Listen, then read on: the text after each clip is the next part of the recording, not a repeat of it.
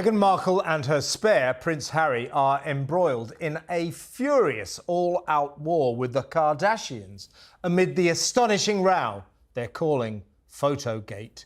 Hollywood is transfixed after pictures of the Sussexes were mysteriously removed from the glittering collection of photographs taken at Kris Jenner's star-studded 70th birthday party. Now the burning question is, why? There is fevered speculation that the highly influential Kardashian clan decided that they did not want to be associated with Harry and Meghan's increasing toxicity. But as the showbiz gossip mill went into overdrive, Meg's favourite mouthpiece, People magazine, reported that, in fact, it was the difficult Duchess who demanded to be cut out of the picture. She was said to be annoyed that organisers ignored her when she ticked the no box on the photo consent form. Either way, the excruciatingly awkward standoff has dealt a crushing blow to Meghan's desperate desire to be a fully signed-up member of California's A-list celebrity elite.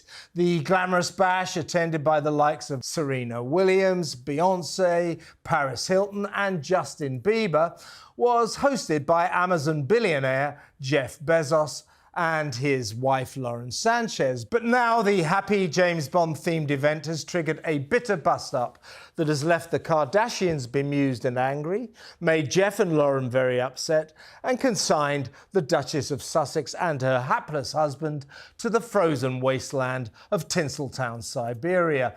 Kris Jenner, Kim Kardashian and the entire first family of reality television have let it be known that their royal guests, and I quote, won't be easily forgiven. The extraordinary dispute came to light after Harry and Meghan were snapped arriving at the Bezos' $164 million Beverly Hills mansion and then enjoying the fun in the ballroom. Harry, in his 007 black tuxedo, at one point caught on camera dancing up to birthday girl Kris, and Meghan all smiles as she posed with TV queen Kim. But suddenly, all images of the Sussexes were scrubbed from Kris and Kim's Instagram social media roundup. And now the debate centres on this. Did the Sussex duo not want to be seen with reality trash? Or did the Kardashians not want to be seen with royal brat Harry and poisonous publicity magnate Meghan, who has fallen out of favour following a series of allegations of bullying her staff, disclosed in excoriating articles in respected publications, The Hollywood Reporter and Vanity Fair? You decide. Whatever the truth, Meghan is seriously in all-powerful Kris and Kim's bad books. And in Hollywood, that's the biggest no-no in town. As one insider told American OK editor Rob Shuter, you simply cannot ghost the Kardashians. Another well-connected source added, Kim doesn't do take-backs. If you show up to a Kardashian production, you're part of the machine. Meghan has made another Hollywood enemy.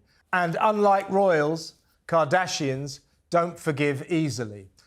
Roger that with Kim's crew, but I'm not sure the royals have forgiven her ladyship either. They're not about to forget Ms Markle branding them racists or her ongoing feud with Princess of Wales Kate, which continues to enrage Prince William. But back to Meghan's major mistake, and it wasn't only the Kardashians she managed to get on the wrong side of. The subtext to her joining the Kris Jenner party was to suck up to sometime world's richest man, Jeff Bezos, whose production company is making the movie Close Personal Friends, in which former Suits star Meg has staged a kind of return to acting by playing herself. So, as well as falling out with one of the most important families in Hollywood, she's also screwed things up with one of the most important money men in Hollywood. Congratulations, Meg. Nice work. Sometimes you wonder if this calamitous woman ever does anything right. Meanwhile, over on the Christmas special of Netflix's dreadful cooking dirge With Love, Meghan, the self-styled domestic goddess is busy dishing out essential tips on how to spread cream cheese onto bagels. And then, inevitably, how to sprinkle dried flowers all over them. Great. Let's talk more about this mind-numbing nonsense. Oh, wait a minute. I've got a better idea. Let's not. Donald Trump, your president, is suing our national state broadcaster. This is a huge story, but he's had great success doing this in the United States with, I think, ABC and CBS. That's right. So is it ABC makes 60 Minutes? No, CBS makes 60 Minutes, Right. but like I'm sure you're aware of this, but if your audience isn't, ABC and CBS, it's ABC, CBS, and NBC. Those are like the three major broadcast. If you have an antenna, anyone can watch that at home. These are some of the most trusted sources in news. It's not cable news where it's opinion. It's supposed to be fact-based. So Trump went after them because he said, you know, you're supposed to be fact-based. We're supposed to be able to trust you. And in certain cases with George Stephanopoulos and ABC, he was saying you lied about me. Now with CBS, he didn't like the editing on a Kamala Harris video, Which was very misleading editing. it was, absolutely. And, you know, so he sued them for that. And if I were the BBC, I would be sincerely worried about this because the editing of that video, and I'm just saying this, I'm not saying I'm a fan of anybody, but I think that the editing of that video is, it's very misleading. It's very misleading to the point of historical inaccuracy. Well, that's right. The BBC have previous on this in royal circles with the Panorama interview. Diana, who I know is a total hero of yours, was duped into doing that interview, which proved so damaging for her personally, based upon falsified materials from Martin Bashir, a BBC journalist. So, you know, it's very damaging. Well, listen, let's get on to your area of expertise, which is royal commentary. And an interesting revelation about King Charles and the Duchess of Sussex, Meghan Markle. Okay, can I just say that this story is so appropriate right now because it's Tom Bauer taking us back to when the King and Meghan spent some time together in Scotland. And in Harry's book, Harry talks about how they bonded, you know, Meghan Markle and the King, and just how close they truly were. But Tom Bauer tells us that really behind the scenes, the King was incredibly frustrated over the fact that Meghan wouldn't stop her father from going on television. And the King kept berating, as Tom Bauer says, Harry, saying, get her to get on a plane and go to Mexico and figure this out and hash this out with her father, because the longer that this continues, the more toxic this conversation is becoming. At the time, Thomas Markle, he does not do this anymore, but at the time he was going on TV pretty regularly and not just criticizing Meghan, but also criticizing the British royal family. And why I think this is so timely is because December 3rd, Meghan Markle's family Christmas special on Netflix, where she's going to be creating new traditions. Be afraid, be very afraid. Exactly. And, you know, how can you have any sort of traditions whatsoever, try to teach us about traditions when family is not something that you seem to prioritize in the real world? Well, she'll probably say in that show that Christmas is about family and friends coming together. Yes. This is Prince Harry, who, according to the royal butler, told me in this show, Harry doesn't speak to his friends anymore, okay, his old buddies. And Meghan has dumped most of her family, including her half-siblings and her father, Thomas, who paid for her education and raised her like a princess from day one. Absolutely. I mean, it's the contradiction is quite jarring. But I also find it frustrating because she specifically in Washington, D.C. a few weeks ago told the Fortune Most Powerful Women Summit that this was going to be released, her holiday special, in November, and pushing it to December 3rd, I felt was intentional because Catherine, Princess of Wales, has an event on her annual Christmas event on December 5th. The Christmas Carol service. Her Christmas Carol service. So she the knew same week. She's moved it to the same week as Catherine. I mean, this is a scorched earth policy. Meghan Markle detests Princess Catherine, doesn't she? I believe so. It's my personal opinion that she's incredibly jealous, and that's what all of this boils down to. And there is a new report, and I believe it's the Times today, and I had heard this over the week, that Harry and Meghan were dishonest about Harry's trip to Canada. Now, what we're talking about right now is schedules. It looks like Harry and Meghan intentionally distract from the good work, the real work that the British royal family is doing by scheduling events around their events and announcements. Now, Harry was accused of doing this because the second William landed in Rio for Earthshot, Harry announced that he was heading to Canada to sit down and work with veterans. And Harry's team replied to the press pack, "That's not true. We gave the palace the courtesy of letting them know this was coming." Well, it's been revealed today, although we were whispering about it all throughout the week, that the palace has said absolutely not. We did not know that Harry was going to a Commonwealth country where the king remains sovereign, and basically representing, you know, half in, half out, the royal another fake state visit, exactly. Another fake royal visit, exactly, the cosplay prince, and you know, they're saying that the Sussexes were dishonest here and that they did not give the palace the courtesy heads up that Harry was going there, or at least ask their permission. This is so Harry did not give the Buckingham Palace the heads up that he was off to Canada, yes, to honour veterans. Yes, and the reason why I feel wow. we are always going to appreciate Harry acknowledging veterans, but it is the king's country, and he can honor veterans anywhere. Most definitely. And it does feel, he went specifically to a venue that Princess Anne, Queen Elizabeth, and the Queen Mother had been to, and he says that in a CTV interview. It looks like he's just hanging on by his claws, that proximity to the British royal family.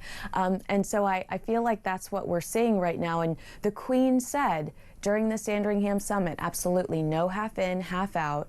You can go off and try to do this stuff on your own.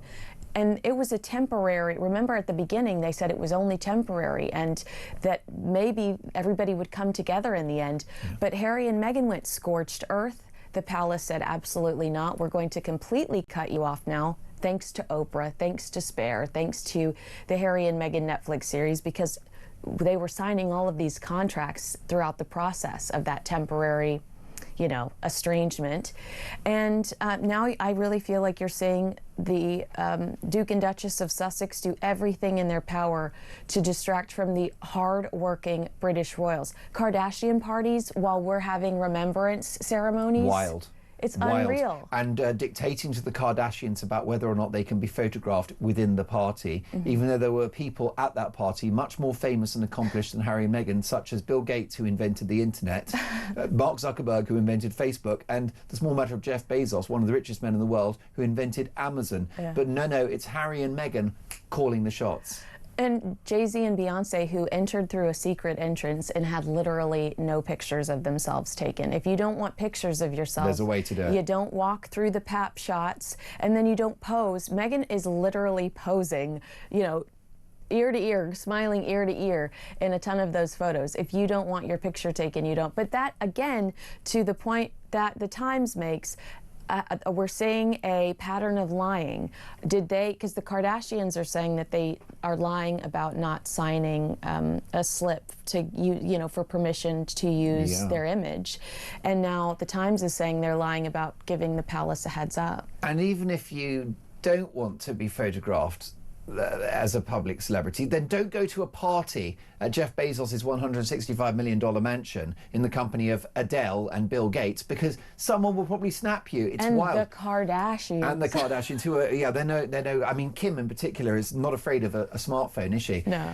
And especially with the zoom lens that some of those devices have got. Ooh. Kinsey, before you go, can I ask you, it didn't take Charles and Camilla long to see through Meghan all those years ago. No, I mean, what I thought was so interesting about this Tom Bower piece was that Tom says that the king could not understand what Meghan wanted, what her ultimate objective was. And that's when he realized that he might, the institution might not be able to trust her. But I think Camilla had her number from the get. Camilla is in the it's Queen. It's a woman's intuition, isn't it? The Queen is incredibly intelligent, and I think she realized that Meghan had, you know, some magical powers over Harry that might be of concern. Did Charles and Camilla see Meghan as a fake?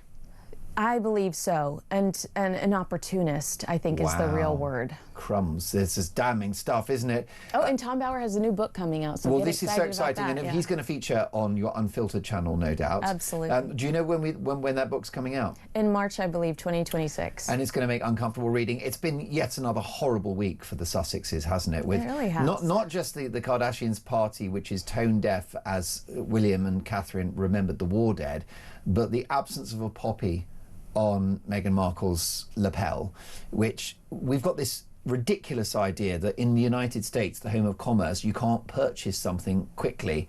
You're at Jeff Bezos' house. I ordered one from Amazon. You can actually ask Jeff. Yeah. Can you get me a poppy, Jeff? I ordered one from Amazon and I had it in less than 24 hours, Meghan Markle. And you're at Jeff Bezos' house. Is there a chance that this will be a problem briefly for Invictus? Because Harry's the face of Invictus, which is about wounded veterans competing in sport. Meghan is part of that because she's his wife, and she turns up, doesn't she, sometimes? Well, she normally goes to Invictus for the first couple of days.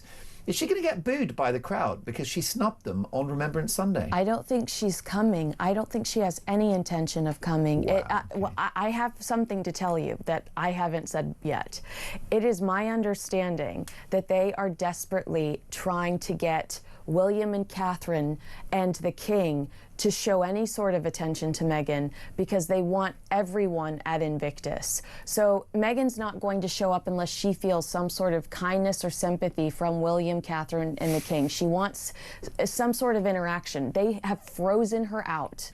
Listen, what are the important headlines in the royal circles today? Is Prince Andrew, or now Andrew Mountbatten Windsor, proving to continue to be a headache for the King? That headache isn't going away. Of course, the King was celebrating his birthday this week, but he can't get away from the sort of gnawing, sort of drip feed of sort of allegations surrounding Andrew Mountbatten Windsor. Yes. So that's the problem for him. And there are more people coming forward saying they met them, and Epstein emails, and Andrew may be trying to say, could I get some help here because it's causing me problems? And these seem to be the kind of thing coming forward, and latest allegations of a lady coming forward that, with her links to Epstein, although she said she never formally met Andrew, she did meet Sarah Ferguson. So it's all a murky sort of area. And of course, by the end of this week, Andrew has to confirm, because he's set the deadline of November the 20th, the demands of the House of Congress to say, can you come forward and respond to allegations against you? So there is still a few worrying days ahead for the King as what Andrew will do. I don't know whether he will come forward and reply to them, but it just once again shows the murky waters that continue to surround Andrew, and it doesn't look like it's being cleared up anytime soon. And Sarah Ferguson, will she, won't she? Is she going to live in Portugal with her daughter? And all sorts of things going on. Yeah. But for the royal family, it's just a mess. It most definitely is. Epstein tried to lure me to dinner with Andrew, victim claims. These are unwelcome headlines, and they're coming thick and fast, Rupert. Yes, and this lady coming forward saying, in many ways, because by all accounts she looked a bit like Princess Diana. I mean, it's all pretty creepy stuff. Yeah. It has to be said when you read the actual article, if these allegations are true. So it just makes for uncomfortable reading. If the King is reading his Sunday papers with his boiled egg as we speak, or whatever his choice is for breakfast, yes. He'll be irritated that Andrews won't go away, despite the fact they've tried to push him into the background, stripping him of his titles, and now by all accounts even clubs in London are saying, no, we don't want to see you anymore. So I mean, it's all just all these allegations, and it's not going to get worse. I mean, because clearly there's a bit of if you look at what's going on in the States, there's a bit of a feeding frenzy for all these files to be released, although President Trump is against it. But when you see people from the Republican Party and elements who are pro-Trump saying, come on, we need all these files released, it shows that it's not going away, because if eventually they do release them, or maybe there will be even more allegations against Andrew that will come out. Rupert, can we offer a note of empathy in the direction of Andrew Mountbatten Windsor, in regard to the Epstein relationship, given the fact that there are so many other celebrities and politicians linked to the disgraced late billionaire, that is there a sense that Andrew's a bit of a fall guy, given that so many others are implicated? I think there is definitely an element, because it's almost easy. So the others are sort of probably potential, because he is the main focus, particularly in this country. But there are allegations against some serious high-profile individuals in the States, but it doesn't seem to be causing as many problems for those individuals that Andrew has. But it's because Andrew has had an out-of-court settlement with Virginia Giuffre, of course, committed suicide earlier this year. He strenuously denied all the allegations, so he doesn't make it easy on himself when there are all these sort of things coming out, even, confirming that the picture took place, which, of course, Andrew denied. He said it was Photoshopped. So there's all these things. So he is potentially the low-hanging fruit and an easy one to sort of endlessly have a go at. But in America, as I say, that's why if these files come out, in all those files, then there may be other people who will have to answer allegations as well. I don't know the full terms of that, but for Andrew, he does seem to be the fall guy, but he's probably brought it on himself. Rupert, Andrew is no longer HRH, no longer Prince Andrew, no longer Duke of Sussex, no longer a member of the Order of the Garter. Are there any other levers that King Charles can pull at this stage? I'm not sure at this stage. He's now a private citizen, and that's why he's trying to. It's your ship now. You sail in it. Yeah. You haven't got us backing you, and that is the issue. That's what the royal family have tried to do: distance himself by taking away his titles and saying he's now a private citizen. This is his issue. Yes, he may end up living in Sandringham or wherever. We don't know. Maybe he'll run away to Abu Dhabi potentially, or something. We just don't know. But for the royal family, it just, unfortunately, by association, even though they want to wash their hands of him, by association, that is the problem for him. And the more come out, it's sort of, there's a feeding frenzy, with this whole saga. And that is the problem for the royal family, even though now he is stripped of everything. But the only person who can deal with it ultimately is Andrew, and the consensus is that he's not going to come forward anytime soon and suddenly change his tune. As I say, he strenuously denies these allegations. Rupert, briefly before you let you go, another horrible week for the Sussexes, given the fact that just a week ago to the day, King Charles, Queen Camilla, William and Catherine were laying wreaths at the cenotaph. Meanwhile, Harry and Meghan are partying at Jeff Bezos's $165 million mansion at the Kardashians' 70th birthday celebrations of Kris Jenner. Meghan doesn't wear a poppy. Not a good look. Well, no, more importantly, it seems to be who agreed to these photographs pulled off. There's all the shenanigans about the photographs. By all accounts, there was, did you want your photograph taken? But the Kardashians have said anyone who came here will have their photograph taken. Even this appearance at Kardashians turned out to be a mess. Now it turns out his trip to Canada, did he really let the royal family know that he was going there? It appears people in the royal family are saying no, using sources. So again, they've just had another bad PR week, and think going to the Kardashians, whatever you like, should be, it's a bit of a showbiz fest. You thought you might be quite happy. I love following you on Instagram. Thank you. You've got a lot of likewise. You've got a lot of pretty amazing access when it comes to the British royal family. Yes, I think that's a part of being part of the Royal Rota and the day job. I mean, you mentioned being assistant editor and royal editor. It's been such a busy beat that has completely taken over my day-to-day, every night, every morning, and the travel, of course. And people just love to see, the pictures, if you're there with the members of the royal family. Sometimes it's those little interactions that you see between a member of the public and, member of the British royal family that actually, to me, it informs my writing, because it tells you something about how they really are. They're not standing up delivering a speech. They're not, in a way, sort of on display. It's a more kind of genuine and human interaction. And actually, that tells you far more sometimes about what they're like, what they're all about, than some of the kind of official, duties that we see them doing with the pomp and pageantry. Right. Well, that's why I love what you do on social media, because you do manage somehow to capture these almost like sacred moments. One It's very kind. You're welcome. So there's this great moment that you posted within the last 2 weeks. It's Prince William, and you really see how charming and witty he is in Rio. So your boats are kind of lingering next to each other, and he looks at you guys and he said, "Could we be any closer?" It was his Chandler from Friends moment. Could we be any closer? Yeah. And, you know, when you see moments like that, he's just so choreographed in his role. Do you catch him off the cuff as often as we know about, or do you actually get to see him relaxed more so than we probably see him? Yeah, I think it's those sort of interactions that show you what he's like when he is relaxed. So on that occasion, he was in Rio, and I was in Rio for his Earthshot week. And then he went off to an island to see a bit of island life. Mm-hmm. And as part of that, he took this small boat down to see the mangroves. And it was about an hour-long journey down through the river to go and see where the mangroves are being planted, essentially. And it's really important because, particularly for him, looking at his environmental campaigning, he's talking about how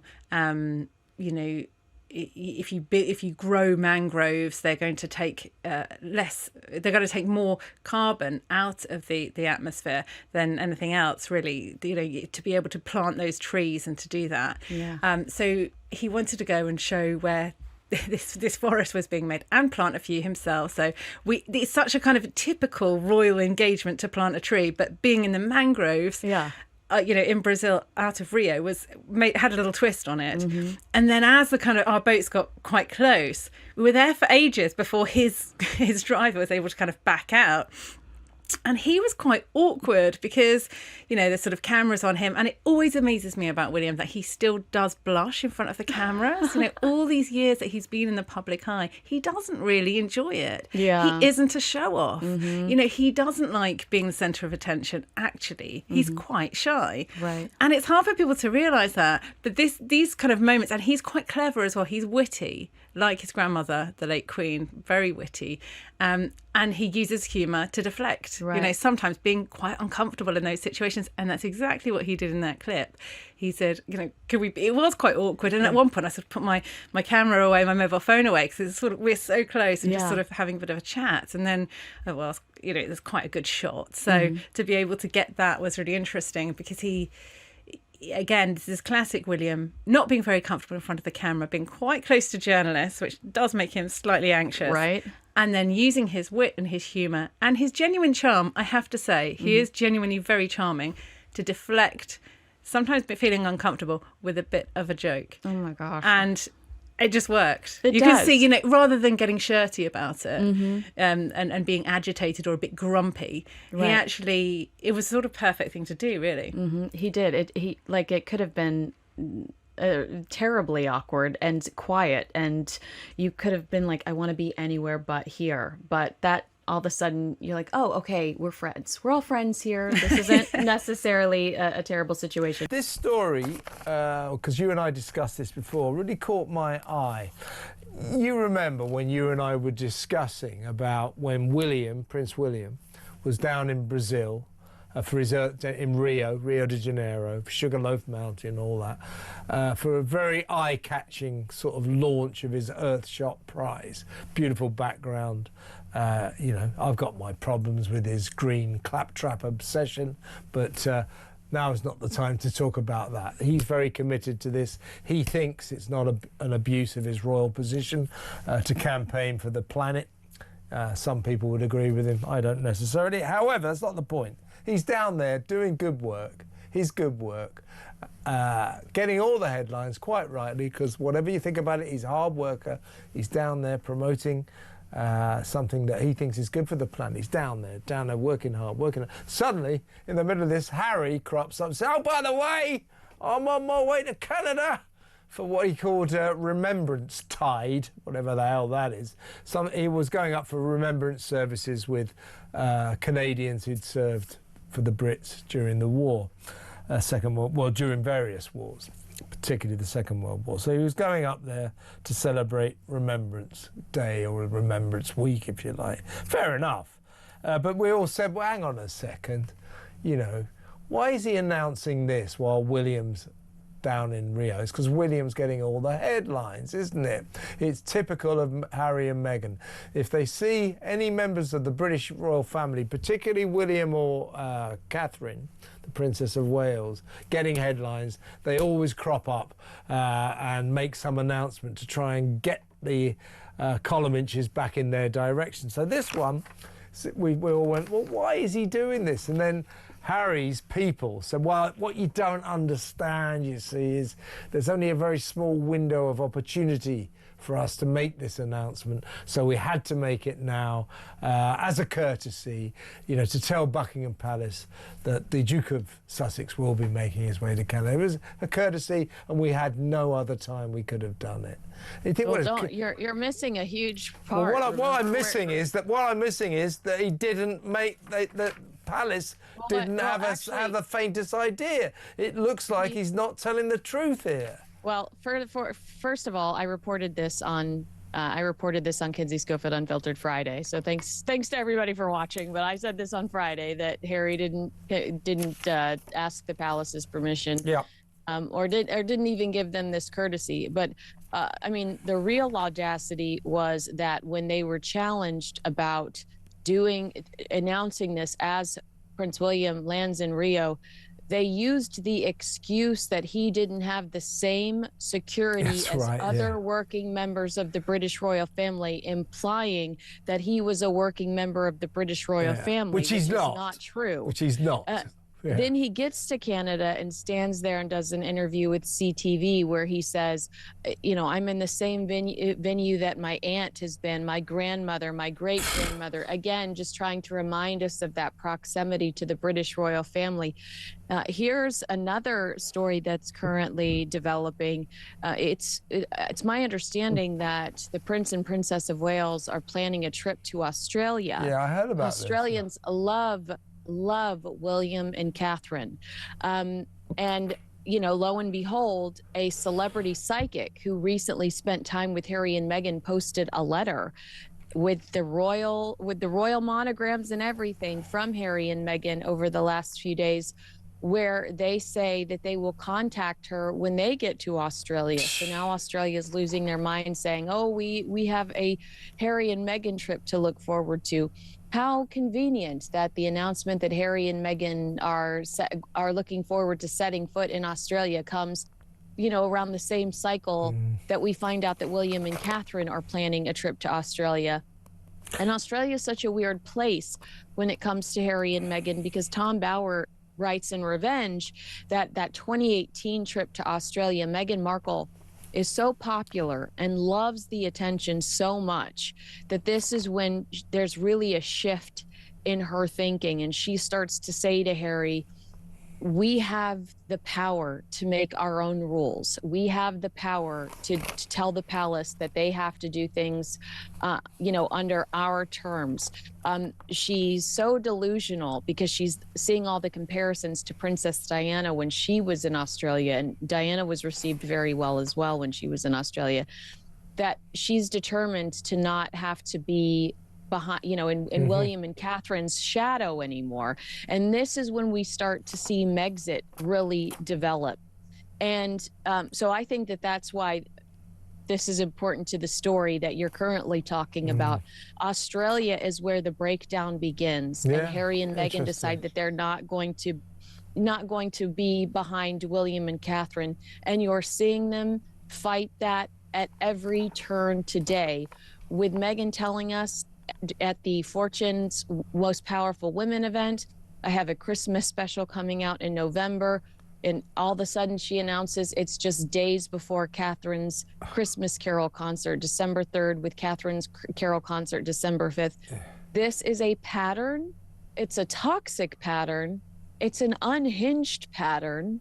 And we'd be absolute idiots not to acknowledge it and recognize it and call it what it is. Yeah, they obsessively react every time well, almost the entire royal family do anything over here in Britain or around the world, Harry and Meghan somehow react. But when it's William and Catherine, the Prince and Princess of Wales, with Harry and Meghan, there's a kind of obsession. Poor old Wills and Kate, they can't do anything without Meghan or Harry making some sort of retaliatory announcement. So going back to the Canada trip, I mean, this is the Times newspaper here, the very respected Times of London, has been trying to get to the bottom of what happened in terms of Harry's announcement in the middle of William's Brazil trip. I'm going to Canada. Oh, it was courtesy. We had to tell the palace. Well, the Times has been trying to get to the bottom of this. It's phoned Buckingham Palace. It's phoned Kensington Palace, trying to find out when it was that the Duke of Sussex... well, no, and they've tried to contact Harry and Meghan's person, who I'd name drop right now, but I won't. Yeah. And Harry and Meghan's person, who gleefully told everyone, no, we did tell the palace, has all of a sudden shut up and refuses to respond to everybody that's reached out to him on WhatsApp, saying, we want to know specifics. Was it an email? Was it a phone call? Was it a WhatsApp? Was it a text message? Who did you contact at the palace? Exactly. And what did you tell them? And all of a sudden, Mr. You-know-who will not reply to anyone's messages. Exactly right. So Buckingham Palace saying, we didn't get any courtesy warning from Prince Harry. Kensington Palace, we didn't get any courtesy warning. So, as you say, the Times, quite rightly, goes back to Harry's people. Well, who exactly did you tell as a courtesy about your trip to Canada? Who did you tell, as you say? Now they've gone into radio silence. They're not saying anything. So I don't think we're too cynical, are we, Kinsey, to basically believe here, we feel that Harry and Meghan, or Harry's been caught out in a little lie here. No, I think that this is, par for the course. They are trying to force a half-in, half-out visual because they are worthless without their association to the British royal family. The royal family said, we're not going to allow you to do that. And so we're seeing them run over the royal family and do it anyway. Whether it's Nigeria, whether it's Colombia, whether it's Canada, whether it's Australia, they're trying to force these visuals that make them look royal. And you know what? I know Harry was invited to Canada by an organization. I'd be curious to know if they are paying him for these appearances. That's what I'm, most intrigued by. Is he just doing it for the positive press, which he temporarily does do, but in classic Harry and Meghan form, they turn around and do something idiotic that totally negates all the good work that they've done over the last few weeks? Or is somebody cutting a check for him to is it pay to play? And now they're getting this fake royal, doing these fake royal engagements to generate positive headlines for their organization, which it does. I mean, even if Harry's your least favorite royal, people just want that association with royalty. Exactly right. Well, let's move on to old Meghan. And as you say, she's starting to sort of trumpet, I've got my my holiday special coming out of With Love Meghan. That's a dreary cooking show. 2 series so far.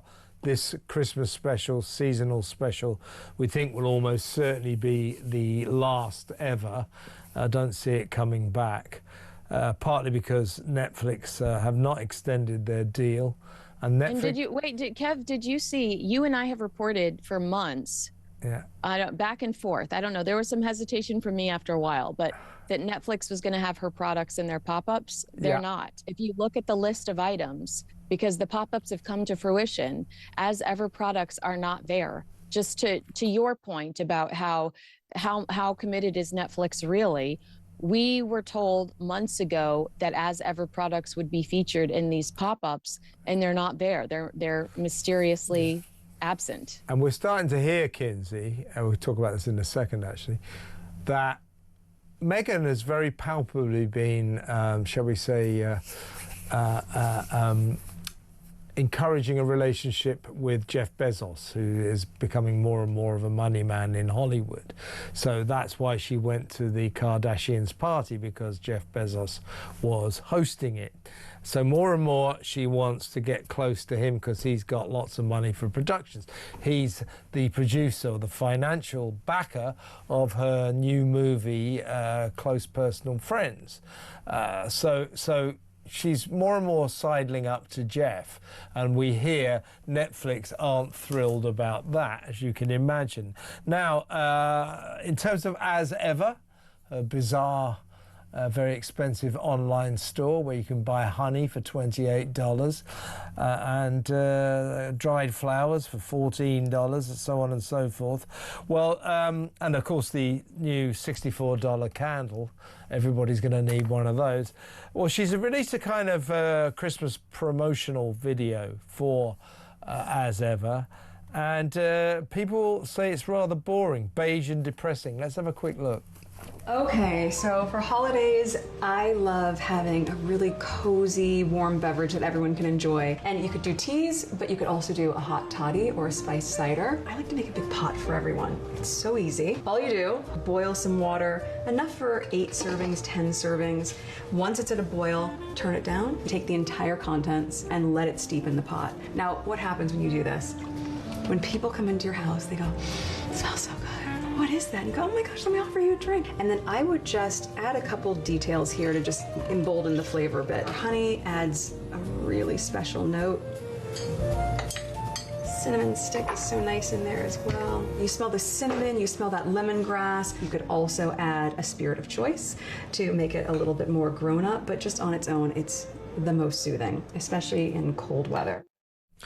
So this has been slammed online on social media everywhere, Kinsey, as beige and depressing. Well, no, that's not the right video. That's not the well, that right looks video. beige and depressing to me.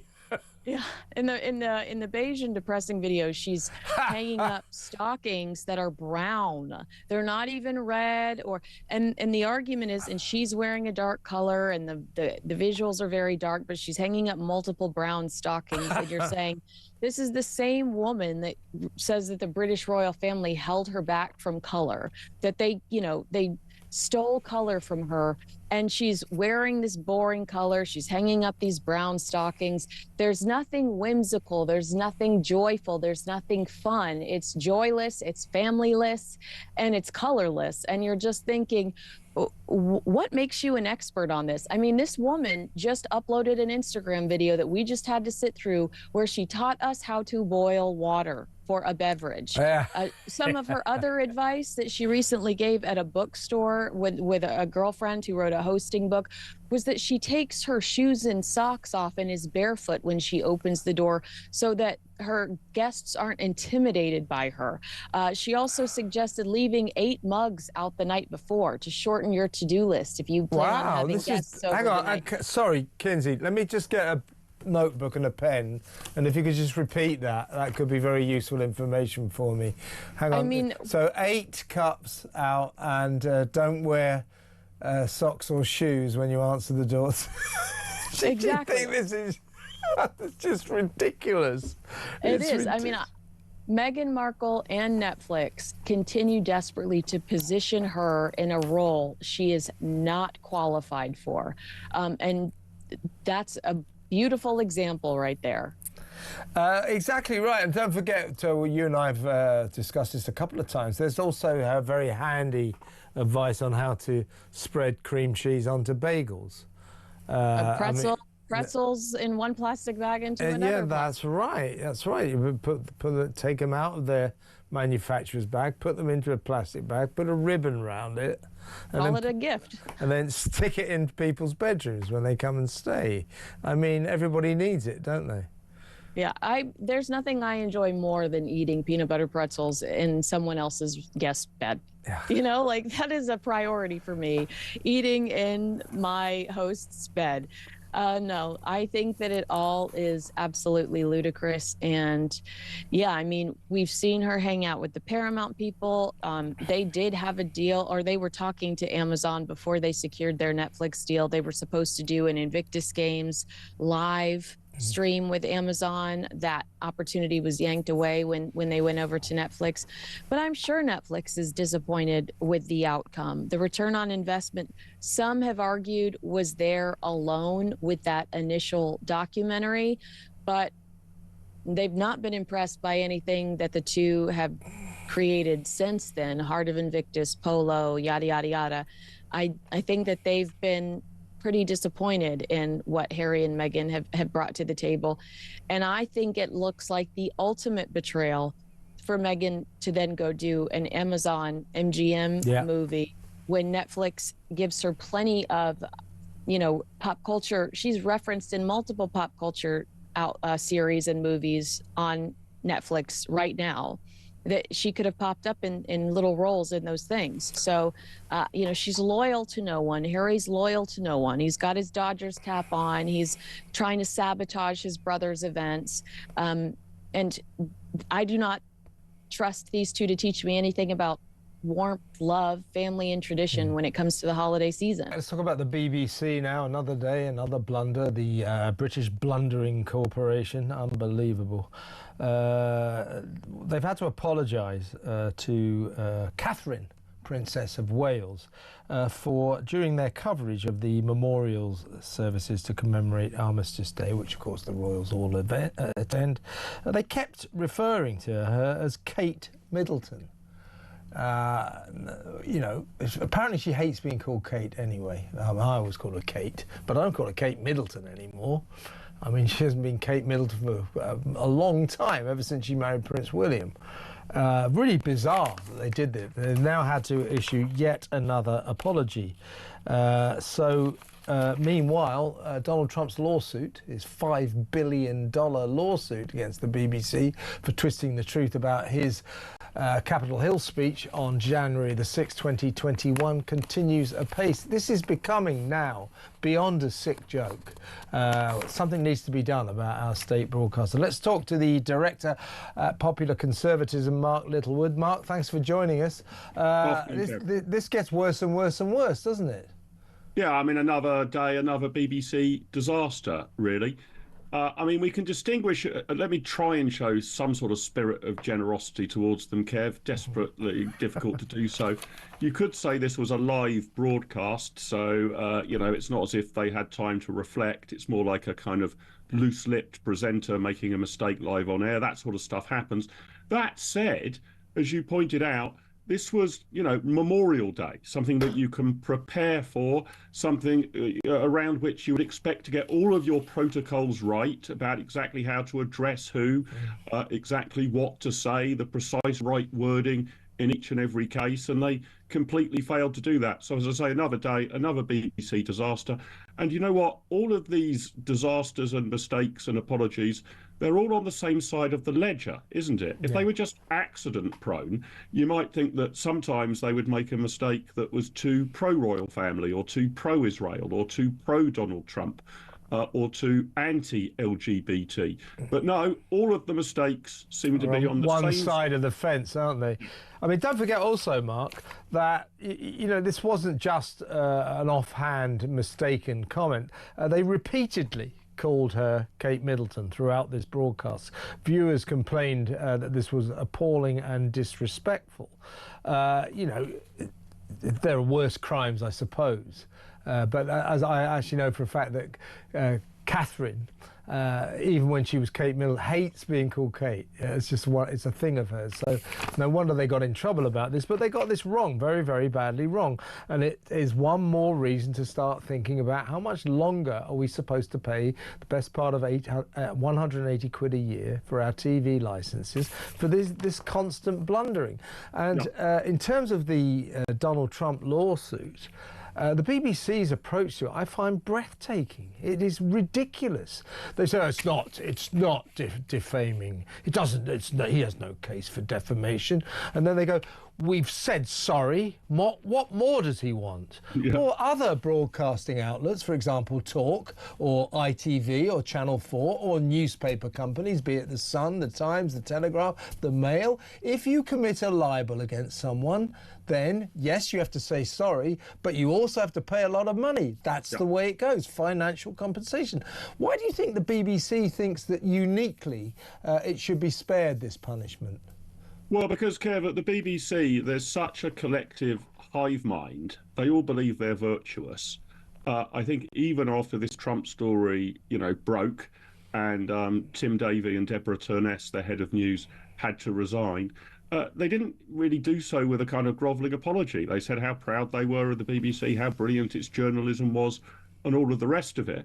And, clearly it was egregious party political propaganda. I mean, I think even if the Democrat Party in America, Donald Trump's, opponents had spliced together footage like that, they would have faced legal action and would have been loath to do so. So, again, it speaks to an intrinsic bias, but also this rather lofty view that they are also virtuous and holier than thou and no better than the plebs, that if anything does go wrong, it must surely just have been a slip of the pen. And why wouldn't people just accept an apology? So they're in a huge hole here. And the legal fees that they're going to have to face in Florida if Trump really does pursue this, and I suspect he will, are going to be colossal. Win or lose. Exactly right, and he will pursue it. I know Nigel Farage has revealed the depth, Nigel Farage of course being a friend of Trump, the depth of Donald's fury over this. And when the BBC said, oh, it's defamation, come on, it's not defamation, he wasn't damaged at all. Libel is about defaming someone. If I libel you, I defame you in the minds of right-thinking people. So I say something about you that isn't true that makes people feel worse about you. Now, can you think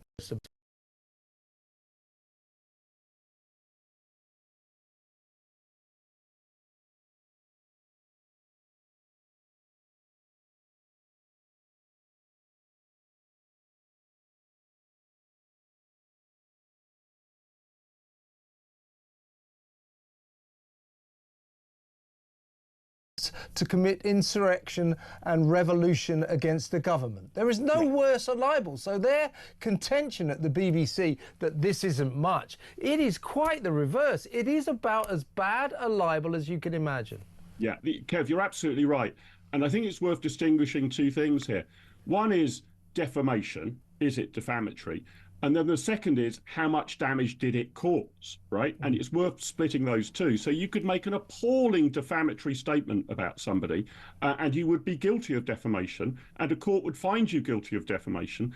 And then the court considers, well, how much damage did it cause? Now, you might think that this was a terrible, egregious, completely false defamatory statement by the BBC, which it was. And they might claim, but not very many people in America saw it, and not many of those would have changed their mind, and Donald Trump won the election anyway, so it didn't cause him much damage. But that goes to damages, not the principle of whether it was defamatory. And it would just be a sign that not many people watch the BBC or listen to it. If it didn't cause him a great deal of damage, it doesn't go to whether it was defamatory in itself. And if you've got our national broadcaster making what are clearly defamatory, inaccurate, politically biased statements against the leader of the free world, then, as you say, how much longer are we going to put up with paying a licence fee compulsory just to have that channel on air for 180 quid a year per household? It's ridiculous. Yeah, and this programme, what was it called, Trump Second Chance, was broadcast in October, just before the last presidential election. And the BBC's defence, or part of its pathetic defence. I don't know what kind of legal advice they're getting, but I think I could help them because they're going down the wrong road right now, I'll tell you that. But the part of their defence is, well, it wasn't screened in America. It's like, well, BBC, I'd like to introduce you to 2025. That is a really arcane defence. In fact, YouTube, every programme is screened all over the world, so that's not going to fly either. But Kev, even more than that, there would be a good number of American expats in the United Kingdom who vote by post. Exactly right. Many thousands, and they could have seen it. Many would have seen it. Totally right, Mark. They're in deep trouble on this. It's being reported this week that Meghan Markle's Netflix-backed brand won't be sold in Netflix's new stores, Netflix House. Do you remember how there were conflicting reports about this months ago? The Daily Mail is like that it's going to be in Netflix House. And, so I started reporting that. Then Page Six quietly says months ago, actually, it's not going to be carried in Netflix House. And now we're saying that it is not physically in Netflix House. Just Netflix, just go ahead and tell us you're done with her already. I mean, I think that is a pretty bad sign of the state of their relationship. Not that her appearing in an Amazon MGM movie as herself wasn't the first sign of cracks in the relationship. Why aren't you doing a cameo in a Netflix project? But to not have her products, and they say that this is the first time they've teamed up with a person, it's either a huge missed opportunity and stupid, or they're telling us that they don't have a lot of confidence in this person. It's, what's interesting to me, there's no question Netflix is done with her. There's no question. But what's interesting to me is the way in which they're finishing with her. It's like they're backing away slowly, and it's like death by a thousand cuts. And they're kind of allowing Meghan rather, to humiliate herself on the global stage by insisting everything's cool. Yes. And in fact, her relationship with Netflix has never been better. It's shades of Gayle King giving that impromptu presser to TMZ after CBS Brass said, hey, we're done with this Trix contract. Okay. When she's up in May 2026, we're cutting her loose. And Gayle King goes outside and she says, they love me. And they love the job I'm doing. I'm not going anywhere. I love it. It's so delusional. And so what do we get but Meghan dropping images for her new holiday special on her own Instagram? It's going to be wonderful. It's yet another winner from the Duchess. And then you go over to Instagram's, at least I did in the immediate, their IG page, and there was zero mention of it. Oh my gosh. Yes, that's like, but I wonder if she tries to beat them to it for the engagement. She seems like that type of person. First of all, these things are so tightly coordinated. They are contractually written out how a drop like that goes, something that high profile, and it's literally whether the institution itself, whether the contracting entity will be dropping it first, or whether, if she's just going around them. Again, this is not how you make friends and influence people in Hollywood. She makes enemies everywhere. You need to read your Dale Carnegie book, Meghan Markle. Pick it up, Dale Carnegie. It's timeless for a reason. Well, because you went there, let's do our rundown backwards. How about that? Meghan Markle faces backlash for beige and depressing as ever Christmas collection promo. You saw this, you mentioned it. She posts this video of herself assembling gifts. She's hard selling her as ever $34 candle and mulled spice kit, as if this is some groundbreaking, the groundbreaking gift idea. The visuals are dark and miserable, like Sopia. What was that old Instagram filter that everybody used that looks so nasty now? It just was dark and gross. And then we've got multiple brown stockings around the fireplace.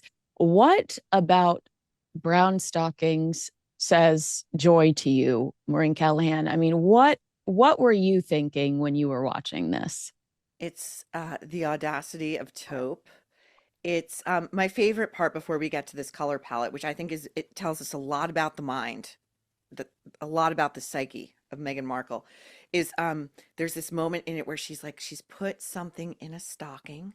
She's deposited ever so carefully. She's Santa. She's Santa Claus. Right. And then she goes like this. She goes, like she's so pleased with herself. Like for the most basic of undertakings, you put a stocking. Is that how the perfect description for her? Like so pleased with herself for the basic of undertakings. That we've seen that so much in the last 5 years.